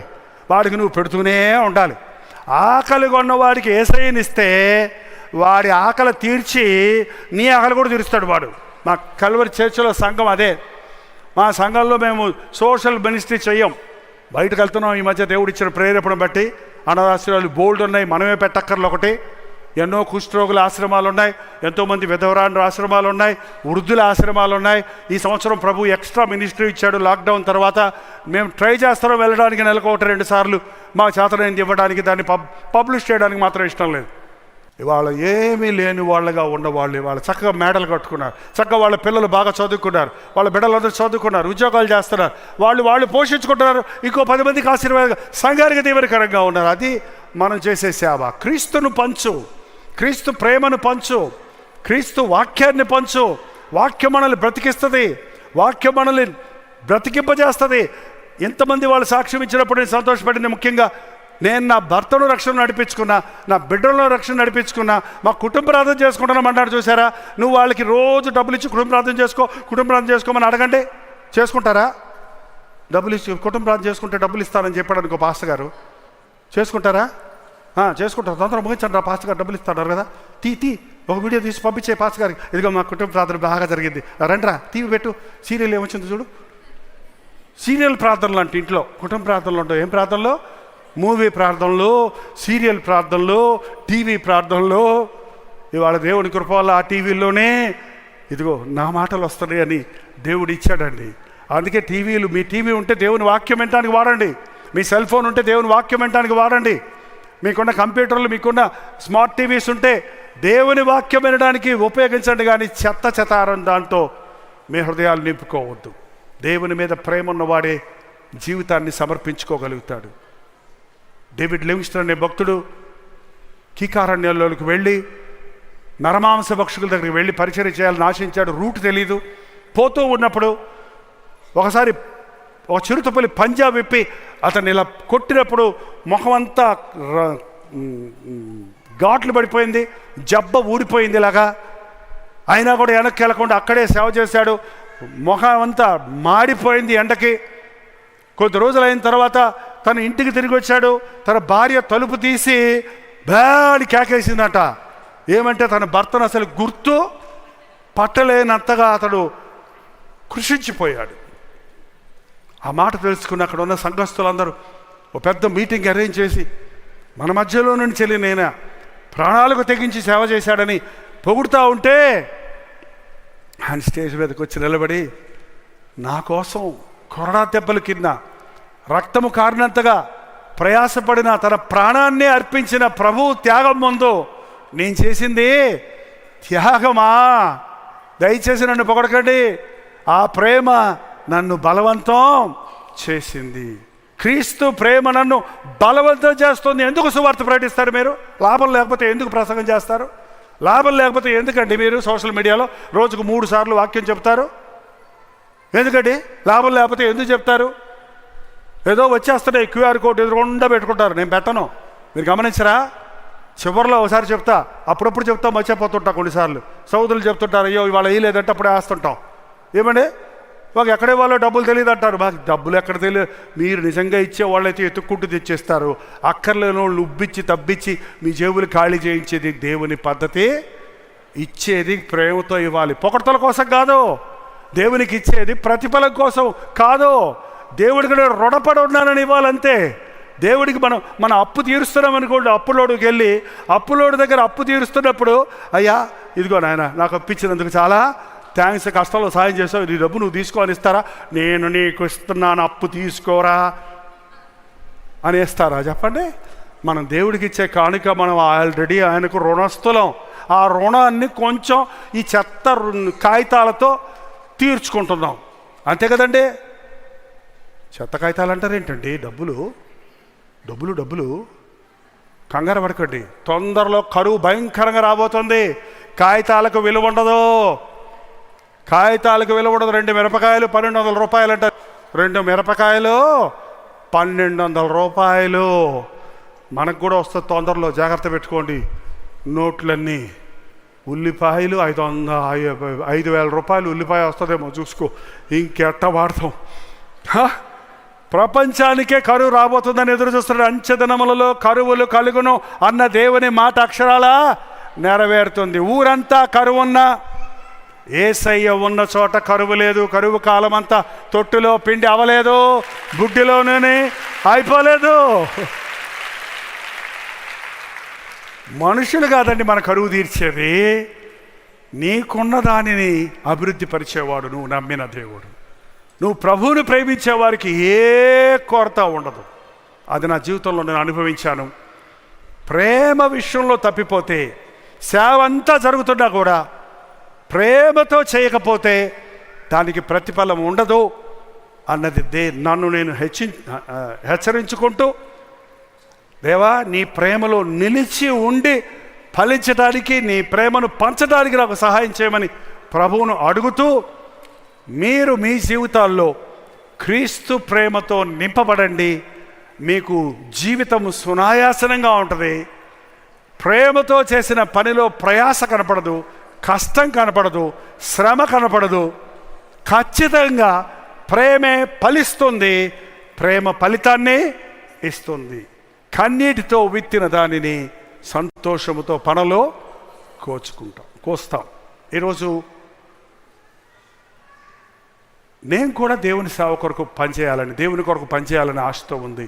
యవనస్తులైతే మిమ్మల్ని ఖచ్చితంగా చెప్తున్నానండి, డోంట్ వేస్ట్ యువర్ టైం. మీరు ఎన్ని డిగ్రీలు చేసినా, ఎంసీఏలు చేస్తున్నామండి, సివిల్స్ ట్రై చేస్తున్నామండి, సివిల్స్. ఒకప్పుడు కలెక్టర్ అంటే విలువ ఉండేదండి. ఇప్పుడు కలెక్టర్లు కూడా గౌరవమే లేదు వాళ్ళకి. అంత కీలుబొమ్మలు ప్రభుత్వం చేతుల్లో వాళ్ళు. ఏం ప్రయోజనం? నువ్వు దేవుని చేతుల్లో కీలుబొమ్మ అవ్వు, గొప్ప కార్యాలు సాధించగలుగుతావు. మనుషుల చేతుల్లో కీలుబొమ్మలు అవుతావేంటి ఆ కాగితం మొక్కల కోసం? ఏంటో పాస్టర్ గారు ఇట్లా చెప్తున్నారు. నేను చెప్పేది నిజమండి. నేను అదే నమ్మాను కాబట్టి నా జీవితం దేవునికి ఇచ్చాను. నేను అదే నమ్మాను కాబట్టి నా 3 బిడ్డలు దేవునికి ఇచ్చాను. నా 3 బిడ్డలు దేవుడిని నమ్మారు కాబట్టి వారు అలాగే దేవుని సేవలో వెళ్తున్నారు. దేవుడు ఏం తక్కువ చేయటం లేదు. నువ్వు కూడా నీ కుమారుని దేవుని కోసం ఇవ్వు. నేను వెళ్ళమంటున్నానండి, వెళ్ళటం లేదని చెప్పొద్దు. అన్న వెళ్ళమంటున్నాను, వెళ్ళటం లేదని చెప్పలేదు. బిడ్డను అలాగ పెంచింది, వాక్యంతో పెంచింది. వాడు పెద్దవాడైనప్పుడు సమూయేలు గొప్పవాడయ్యాడు. కాబట్టి మందిరంలో అప్పచెప్పినందుకు గొప్పవాడయ్యాడు. ఈ రోజున ఈ సమయంలో చాలామంది యవ్వనస్తులు దేవునికి సమర్పించుకోవాలని ఆశపడుతున్నాను. ప్రభు ఆశపడుతున్నాడు. మిగిలిన వారందరూ ఎగ్జాస్ట్ అయిపోయిన మీ ప్రేమంతా చల్లారిపోయింది. రొటీన్గా క్రైస్తవ భక్తి సాగిపోతుంది. అలా కాకుండా మరింత ఉత్సాహంగా ఆనందంగా పరిపూర్ణంగా దేవుని సేవ చేయనట్లు దేవుడు మిమ్మల్ని అందరినీ తన పరిశుద్ధాత్మతో అభిషేకించును గాక. ఈ అభిషేకం నాకు కావాలన్న వారు మీరున్న స్థలాల్లో లేచి నిలబడండి. ఎవ్వరూ ప్రార్థన సమయంలో కదలొద్దు. పరిశుద్ధాత్ముడు మన మధ్య బలంగా పనిచేయబోతున్నాడు. కొద్ది క్షణాల్లో మనందరం వెళ్ళిపోబోతున్నాం. ఇది ఒక తీర్మానం చేసుకునే సమయం. ఇది పరలోకపు శక్తిని భూలోకములో మనం అనుభవించే సమయం. ఒకవేళ నీవు ఎంతో దేవుని కోసం ప్రయాసపడుతున్నావేమో, ఎంతో కష్టపడుతున్నావేమో, ఎంతో సహనంతో ఉన్నావేమో, కానీ నీ ప్రేమను పోగొట్టుకున్నావని, మొదటి ప్రేమను పోగొట్టుకున్నావని నీ మీద నింద మోపుతున్నాడు ప్రభు. నువ్వు మారు మనసు పొంది ఆ మొదటి క్రియలు చేస్తే తప్ప నీ మీ దగ్గర ఉన్న దీపస్తంభాన్ని తీసేస్తారంటున్నాడు. దేవా, నీ ఆత్మను నా మీద కుమ్మరించయ్యా. పరిశుద్ధాత్ముడు దేవుని ప్రేమను మన మీద కుమ్మరింపజేయడానికి ఈ ఆవరణలోకి వచ్చి ఉన్నాడు మన మధ్య ఉన్నాడు. నోరు తెరవండి. ఇప్పుడు ఇందాక మీరు ప్రార్థన చేయలేదు. నోరు తెరవండి. ఇప్పుడు నోరు తెరవండి. నాకు అభిషేకం కావాలయ్యా, నాకు దైవ ప్రేమ కావాలయ్యా. నాలో క్రీస్తు ప్రేమ లేదయ్యా. భార్యాభర్తలుగా మేము క్రీస్తు ప్రేమతో నింపబడలేదయ్యా. అందుకే మాకు ఘర్షణలయ్యా, అందుకే మాకు ఇంట్లో గొడవలయ్యా, అందుకే మాకు ఇంట్లో సమాధానం లేదయ్యా. మా కుటుంబంలో నీ ప్రేమతో నింపయ్యా. నా బిడ్డల పట్ల నీ ప్రేమ చూపించలేకపోతున్నాడయ్యా. ఓవర్ స్ట్రిక్ట్గా ఉండి వాడిని దూరం చేసుకుంటున్నాడయ్యా. అయ్యా, నా బిడ్డలు నీ కొరకు పెంచాలని ఆశ ఉంది, కానీ ప్రేమతో పెంచడం నాకు నేర్పించయ్యా. ప్రార్థనతో పెంచడం నాకు నేర్పించయ్యా. నా విరోధుల్ని క్షమించే ప్రేమ నాకు దయచేయ్యా. నాకు కొంచెం అపకారం చేస్తే వాళ్ళ మీద కోపడుతున్నాను, వాళ్ళ మీద అసూయ పెట్టుకుంటున్నాను. అయ్యో, నా అత్త మీద, నా కోడల మీద, నా సహోదరుడి మీద, నా సహోదరి మీద కూడా నేను అలిగి ఉన్నానయ్యా, కోపంతో ఉన్నానయ్యా, అసూయతో ఉన్నానయ్యా. అందుకే నేను ఎండిపోతున్నాను నా ఆధ్యాత్మిక జీవితంలో. నన్ను క్షమించిన ప్రభువా, నేను వారిని క్షమించడానికి సహాయం చేయయ్యా. నోరు తెరవండి, ప్రభుతో చెప్పండి. ఎందుకు నీవు భక్తిలో సాక్కుండా ఉండడానికి కారణం ఏది? కారణం ప్రేమ తరిగిపోయిందా? ప్రేమ ఆరిపోయిందా? విశ్వాసములో విశ్వాసాన్ని పోగొట్టుకున్నావా? దేవుడి నందు ఉన్న నమ్మకం పోయిందా? నోరు తెరిచి ప్రభుతో చెప్పండి, అయ్యా నీవుంటే నాకు చాలయ్యా, నీ కృప ఉంటే నాకు చాలయ్యా, నీవు లేని క్షణాన్ని నేను అనుభవించలేనయ్యా. ఆ కలువరి శిలువ, ఆ ప్రేమ ప్రవాహం నాయనా ఈరోజు నన్ను తడపని అయ్యా. ఆ కలువరి శిలువలో నీవు చేయించిన ప్రేమ నాకు దయచేయ్యా. త్యాగం నాకు దయచేయ్యా. సమర్పణ నాకు దయచేయ్యా. క్షమాపణ నాకు దయచేయ్యా. లాభాన్ని అపేక్షించే మనసు తీసేయ్యా. స్వార్థపూరితమైన మనసు తీసేయ్యా. మనుషులు మెప్పు కోరి నష్టపోతున్నారయ్యా. మనుషులు మెచ్చుకోలేదని బాధపడుతున్నారయ్యా. దేవుడు మెచ్చిన వాడు ధన్యుడు. నీ సహనాన్ని చూసే ప్రభు, నీ కష్టాన్ని చూసే ప్రభు, నీ క్రియలను చూసే ప్రభు నీకు ప్రతిఫలం ఇవ్వడానికి సిద్ధంగా ఉన్నాడు. జయించువానికి పరదేశంలో ఉన్న జీవవృక్ష ఫలాలు ఇస్తానంటున్నాడు. పరలోకంలో ఆదామవ్వలు తినలేకపోయినా ఆ జీవవృక్ష ఫలం క్రీస్తు ప్రేమలో నిలిచుంటే మనం సంపాదించుకుంటాం. తరతరాలు యుగయుగాలు మన ప్రభువుతో సహవాసం చేయగలుగుతాం. యేసయ్యా, నన్ను అభిషేకించిన ఆయన సేవ చేద్దామనుంది. నీ చిత్తంలో చేయటం నేర్పించయ్యా. నువ్వు ఎక్కడికి వెళ్ళబట్టి అక్కడికి వెళ్తానికి సహాయం చేయ్యా. నువ్వేం చేయబట్టి అది చేయడానికి సహాయం చేయ్యా. ఏదో చేస్తున్నానులే అనే తృప్తి నాకు వద్దయ్యా. కష్టమైన నష్టమైన కనబడిన మనుషులకి కనబడకపోయినా నన్ను చూచే దేవుడు నాకు ప్రతిఫలం ఇస్తాడన్న విశ్వాసంతో చేయడానికి సహాయం చేయ్యా. ప్రేమ ప్రేమ అని పాటలు పాడుతున్నామే, ఆ కలువరి ప్రేమ మా ముఖాలలో కనబడని అయ్యా, మా హృదయాలలో కనబడని అయ్యా, మా క్రియలలో కనబడని అయ్యా. ప్రతి ఒక్కరు నోరు తెరిచి ప్రార్థన చేద్దాం. ప్రేమలతో నింపబడి వెళ్దాం. ఇక్కడి నుంచి మీ జీవితంలో సమస్యలు తీరిపోతాయి. నీవు క్రీస్తు ప్రేమతో నింపబడితే నీ విరోధులు నీకు స్నేహితులు అవుతారు. నీవు క్రీస్తు ప్రేమతో నింపబడితే నీవు చేయలేని కార్యాలు బలముతో, శక్తితో, జ్ఞానముతో, తంత్రముతో, డబ్బుతో చేయలేని కార్యాలు క్రీస్తు ప్రేమతో చేయగలవని నిరూపించబడుతుంది. నీ ప్రేమయ్యా నా హృదయంలో దయచేయ్యా. ఒకరినొకరు ప్రేమించుకోమన్నావే, ఇతరులను ప్రేమించే మనసు దయచేయి. ఇతరులు నాకంటే ఘనంగా ఎంచే మనసు దయచేయి. ప్రతి ఒక్కరు నోరు తెరవాలి. నువ్వు దేవుణ్ణి ప్రేమిస్తే, దేవుడిని ప్రేమించే వారికి అనగా ఆయన సంకల్పము చెప్పిన పిలువబడిన వారికి మేలు కొరకై సమస్తము సమకూడి జరుగునని దేవుడు వాక్యం సెలవిస్తూ ఉంది. నువ్వు దేవుడిని ప్రేమించే వ్యక్తివైతే నీ కీడు మేలుగా మారుతుంది, నీ శ్రమ సంతోషంగా మారుతుంది, నీ బాధ నుండి ఉపశమనం దొరుకుతుంది. క్రీస్తు ప్రేమతో నువ్వు ముందుకు సాగితే నువ్వు ఫలిస్తావు, నువ్వు దీవించబడతావు. నీ చుట్టూ వారిని క్రీస్తు కొరకు సంపాదించగలుగుతావు. నీ ఇంటి వారిని క్రీస్తు కొరకు సంపాదించాలంటే నీలో క్రీస్తు ప్రేమ కావాలి. తండ్రి, తల్లి, నోరు తెరవండి. నేనేదో చేశానంటున్నావే, ఎందుకు చేస్తున్నావు? డబ్బుల కోసమా? జీతం కోసమా? మెప్పుల కోసమా? గొప్పల కోసమా? చెప్పుకోవటం కోసమా? లేక నిన్ను చూచుచున్న ప్రభు నీ అందు ఆనందించాలని, ఆయనను పోలి నీవు జీవించి ఆయన ప్రేమ నీ జీవితం ద్వారా లోకానికి వెల్లడి చేయాలని ఆశతో చేస్తున్నావా? ప్రేమే జయిస్తుంది. ప్రేమ కలిగి ఉండుటకు ప్రయాసపడండి. విశ్వాసము, నిరీక్షణ, ప్రేమ, వీటిలో శ్రేష్టమైనది ప్రేమే. ప్రేమ లేని వాడు దేవుడికి పాత్రుడి కాదు. పరలోకంలో విశ్వాసంతో పని లేదిక, పరలోకంలో ప్రార్థనతో పని లేదిక. పరలోకంలో ఉండవలసింది ఉండేది ప్రేమే. ప్రేమతో మనమందరము కలిసి మన ప్రభు అయిన యేసుక్రీస్తును ఆరాధిస్తూ యుగయుగములు తరతరములు జీవించే భాగ్యము కొరకు ఎదురు చూద్దాం. ఈ లోక శ్రమలను లెక్క చేయొద్దు, ఈ లోకపు లాభాలను కోరుకోవద్దు. మోషే పెద్దవాడైనప్పుడు ఐగుప్తు ధనము కంటే క్రీస్తు విషయమైన నింద గొప్ప భాగ్యమని ఎంచి ఫరో కుమార్తె యొక్క కుమారుని నడిపించుకున్నటకు ఇష్టపడలేదు. ఎంత గొప్ప దేవుడు! ఐగుప్తు ధనము కంటే దేవుని ప్రజలతో శ్రమ అనుభవించడం మేలనుకున్నాడు. క్రీస్తు కొరకు శ్రమపడు సోదరా, క్రీస్తు కొరకు శ్రమపడు యవనస్తుడా, క్రీస్తు కొరకు శ్రమపడిన వాడు ఇలా ఉంటాడని నీ కన్నుల ముందు నేను నిలబడి సాక్ష్యం ఇస్తున్నాను. నా జీవితంలో క్రీస్తు కొరకు శ్రమ పడ్డాను కాబట్టి, క్రీస్తు ప్రేమతో పరిచర్య చేశాను కాబట్టి, ఏదైనా దీవెనంటూ నా జీవితంలో ఉందంటే దానికి కారణం అదే అదే నీ జీవితానికి ఇవ్వాలని, నీ సేవ ఫలింపజేయాలని, నీ బ్రతుకును దీవింపజేయాలని, నీవంటే అనేకులు ఇష్టపడేటట్టు, నీవు అనేకులకు ఆదరణగా ఉండేటట్టు, నీవు అనేకుల కన్నీరు తుడిచేటట్టు, నీవు అనేకుల బాధలు అర్థం చేసుకొని ప్రార్థించేటట్టుగా ఒక విజ్ఞాపనగా కర్త చేయాలని దేవుడు ఆశిస్తున్నాడు. సహోదరి, ప్రార్థన చేయి. ఒకవేళ నువ్వు సేవ చేయలేవు అనుకోవద్దు.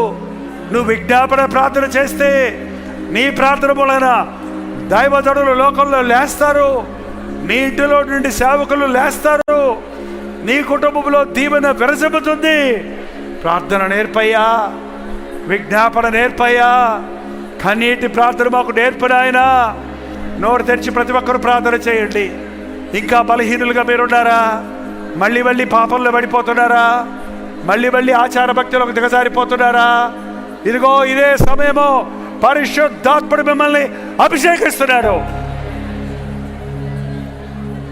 నీ బలహీనతలన్నీ బలముగా మార్చడానికి పై నుండి మీరు శక్తి పొందుదురు. మీరు నా సాక్షులుగా ఉందరని ఆది అపోస్తలులకు చెప్పిన మాట ఈ సాయంకాలం ఆయన ఆవరణలో కూడి వచ్చిన మనతో కూడా ప్రభు చెప్తున్నాడు. నన్ను అభిషేకించయ్యా, నన్ను అభిషేకించేసయ్యా, నా బలహీనతల నుంచి నన్ను విడిపించయ్యా, నీ ప్రేమతో నన్ను నింపయ్యా, నీ సాక్షిగా నేను బ్రతకడానికి సహాయం చేయయ్యా. నా శరీరంలో రోగములు స్వస్థపరచును ఆయన, నా కుటుంబంలో సమస్యలు తీర్చును ఆయన, నా సంకటాలు కుదుర్చయ్యా, నా ఆదాయాన్ని పెంచయ్యా, కరువులో కూడా సమృద్ధినిచ్చే యేసయ్యా, నువ్వు ఉంటే నాకు చాలయ్యా. లోకంలో జరిగే వాటిని చూసి భయపడక, లోక పరిస్థితులు చూసి దిగులు పడక, నా కాపరి యేసయ్యా, నాకు లేమి కలగదు, నాకు లేమి లేదు. నా పక్కన 1000 మంది పడ్డను, నా కుడి పక్కన 10,000 మంది కూడినను, ఏ అపాయం రాకుండా కాపాడే దేవుడు నాకున్నాడు. నా భయములన్నిటి నుంచి నన్ను విడిపించేవాడు, నా కొదవులన్నీ తీర్చేసే నాకున్నాడని విశ్వాసంతో ఉచ్చరించండి. నోటితో అపవాదిని ఎదిరించండి, వాడి బెదిరింపులకు బెదరకండి. వాడు ఓడిపోయిన శత్రువు నిన్ను నిరుత్సాహపరచడానికి, నిన్ను కృంగదీయడానికి, నీవు చేతగాని వాడివని నిరూపించడానికి వాడు సర్వ ప్రయత్నాలు చేస్తున్నాడు. నా దేవుడికి నేను అప్పగించుకున్నా.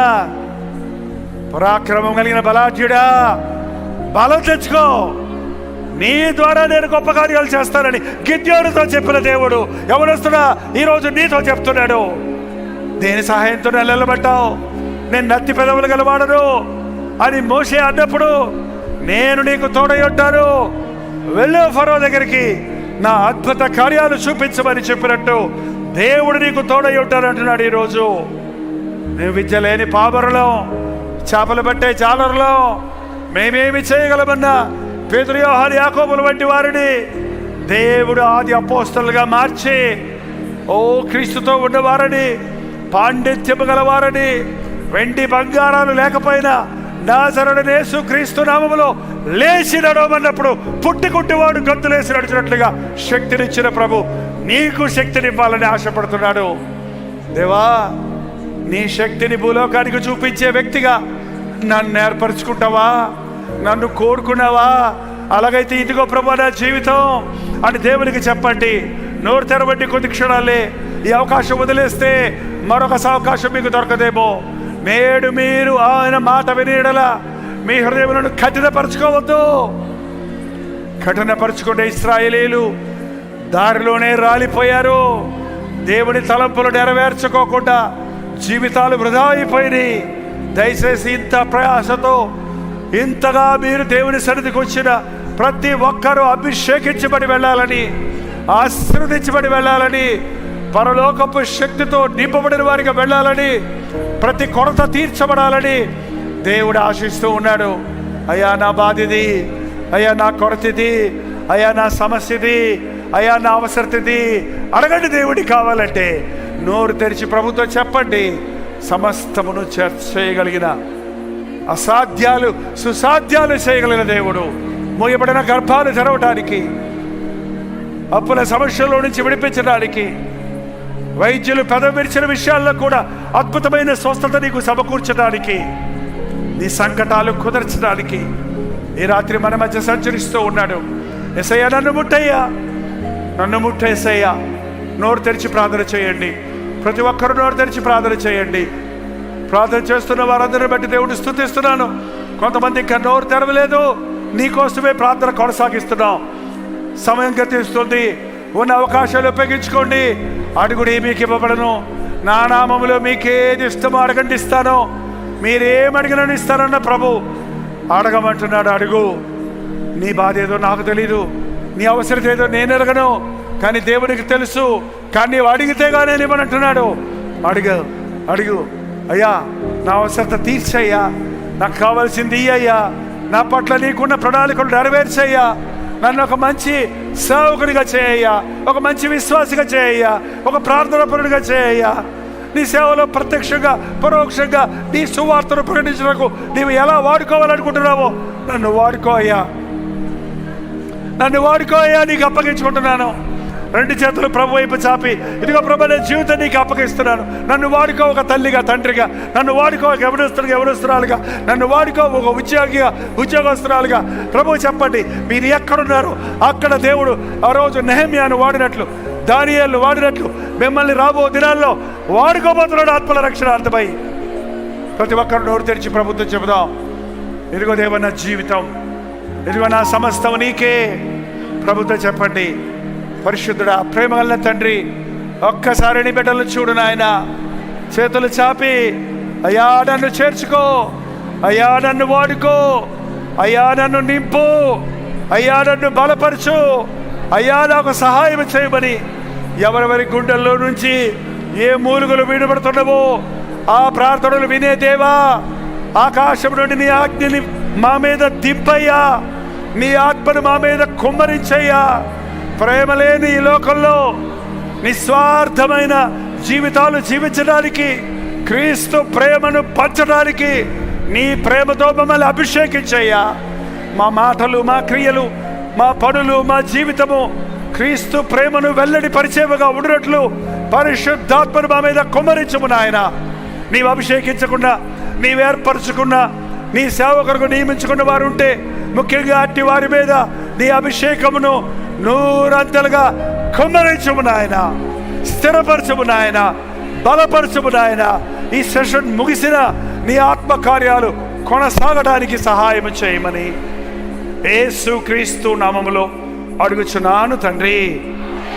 మన తండ్రి అయిన దేవుని యొక్క ప్రేమయు, కుమారుడైన క్రీస్తు యొక్క కృపయు, ఆదరణకర్త అయిన పరిశుద్ధాత్మ యొక్క సహవాసము కూడి వచ్చిన మనందరికీ, ముఖ్యంగా ప్రభువుకు చేతులు చాపి ఇదిగో నా జీవితమని సమర్పించుకున్న మీకును, ఇప్పుడును సదాకాలమును లైవ్లో వీక్షిస్తున్న వారికి తోడై ఉండను గాక.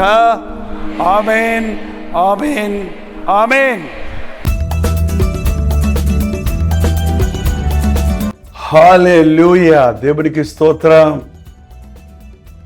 జూలై 15, 2026 ఒక ప్రత్యేకమైన ఆల్ ఇండియన్ క్రిస్టియన్ లీడర్స్ సమ్మిట్ని విజయవాడలో ఏర్పాటు చేస్తున్నాం. ఈ విషయం మీకు ముందుగానే తెలియజేశాం. మరి చాలామంది మరిన్ని వివరాలు కోరుతున్నారు కాబట్టి మరోసారి ఈ విషయం మీతో సంప్రదించాలని నేను ఇక్కడ ఉన్నాను. చూడండి, ఇది సేవకుల కొరకు, దైవజనుల కొరకు, పాస్టర్ల కొరకు, ఇవాంజలిస్ట్ కొరకు, లీడర్స్ కొరకు, ముమ్మరంగా సేవలో పాల్గొన్న వారందరి కొరకు ప్రత్యేకంగా ఏర్పాటు చేస్తున్నటువంటి ఒక సమిట్, ఒక కాన్ఫరెన్స్ లాగా ఎంతో అద్భుతమైన రీతిగా అనేక పాఠాలు మనందరం కలిసి నేర్చుకోవడానికి, పరిశుద్ధాత్మని అభిషేకం పొందడానికి ఇది మంచి అనుకూలమైన అవకాశం. కొందరు మరి మాకో అంటున్నారు.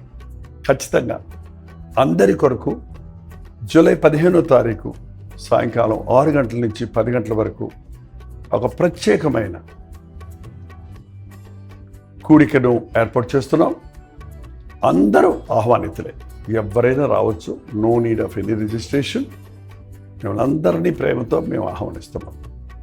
అయితే ఉదయం 10 గంటల నుంచి సాయంత్రం 6 గంటల వరకు జరిగే ఈ ప్రత్యేకమైన లీడర్స్ సమ్మిట్కి కేవలం దైవజనుల్ని ఆహ్వానిస్తున్నాం.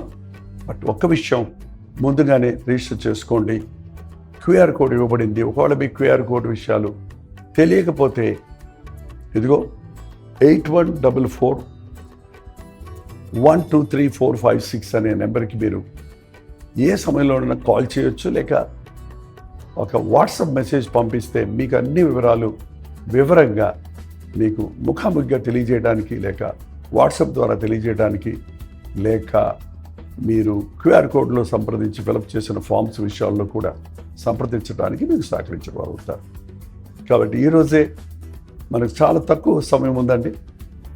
లిమిటెడ్ సీట్సే ఉన్నాయి. కాబట్టి ప్లీజ్ తొందరగా మీరు వస్తున్నారా, ఎవరు ఎక్కడి నుంచి అన్నది తెలియజేస్తే దానికి తగినట్టుగా మేము మిమ్మల్ని స్వీకరించడానికి, ఆతిథ్యం ఇవ్వడానికి, మీరు కూడా ఆ పరిచయంలో పాల్గొనడానికి అవకాశం కలిగేయడానికి సహకరించిన వారు అవుతారు. గుర్తుపెట్టుకోండి, ఆ రోజు సేవకులకి అన్నారు కదా, మేము రాము అనకుండా సాయంత్రం మీటింగ్కి మీరందరూ కల్వరి దర్శనం అనే టీవీ కార్యక్రమాల ద్వారా, డాక్టర్ జైపాల్ యూట్యూబ్ ఛానల్ ద్వారా మేలు పొందుతున్న విశ్వాసులందరూ, తెలుగు, తమిళ్, హిందీ, మలయాళం, బెంగాలీ, ఒరియా భాషల్లో ఉన్నవారు, అలాగే సేవకులు కూడా అనేక రాష్ట్రాల నుండి, మీరు ఎక్కడ ఉన్నప్పటికీ ఇతర రాష్ట్రాల్లో ఉన్న దైవ సేవకులను కూడా ప్రేమతో ఆహ్వానిస్తున్నాం. రండి. అక్రాస్ ద గ్లోబ్ దేవుని కార్యాలు, పరిశుద్ధాత్మని కార్యాలు ఈ అంత్యదినంలో జరగాలంటే అన్ని భాషల వారికి, సకల జనులకు దేవుని వాక్యం అందాలి కనుక ఇదే ఆశతో, ప్రయాసతో మనం అందరం కలిసి దేవుని రాజ్యముని కట్టు విషయంలో ముందుకు సాగినట్లుగా ప్రార్థనాపూర్వకంగా రండి. ఇప్పుడే స్పందించండి. ఇప్పుడే ఫోన్ చేయండి, లేకపోతే QR కోడ్ని మీరు స్కాన్ చేసుకొని డీటెయిల్స్ తెలియజేయండి. తప్పక రండి, ఆశీర్వదించబడండి. అంతవరకు దేవుని మహాకృప మనందరికీ తోడేయుడును గాక.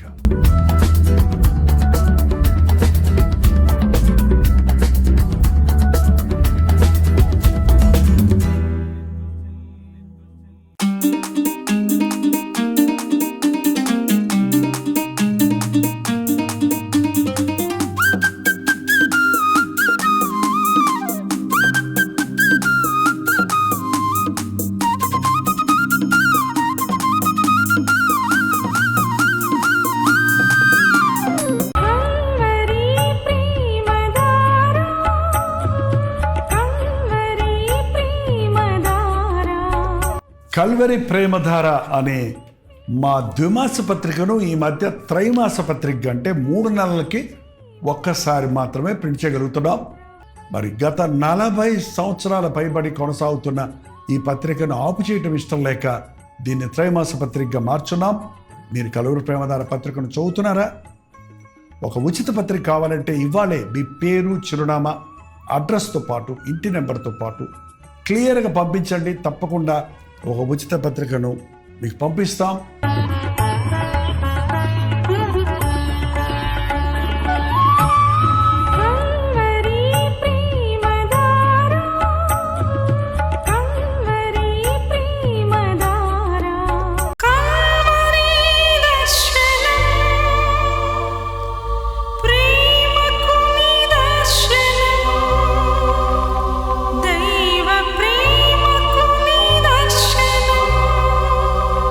తెలుగు, తమిళ, హిందీ, మలయాళం, బెంగాలీ, ఒరియా అనే 6 భాషల్లో టెలివిజన్ ప్రోగ్రామ్స్ కొనసాగుతూనే ఉన్నాయి.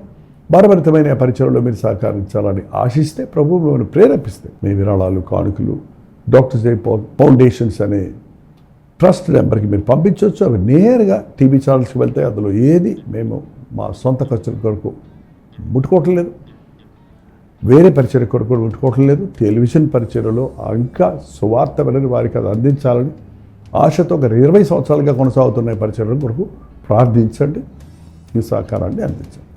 ఈ విషయం మీకు ఇంకా వివరాలు కావాలంటే 89393939 అనే నెంబర్కి మార్నింగ్ 10 నుంచి ఈవినింగ్ 10 లోపల మీరు ఫోన్ చేయండి, వివరాలు మీకు తెలియజేస్తాం.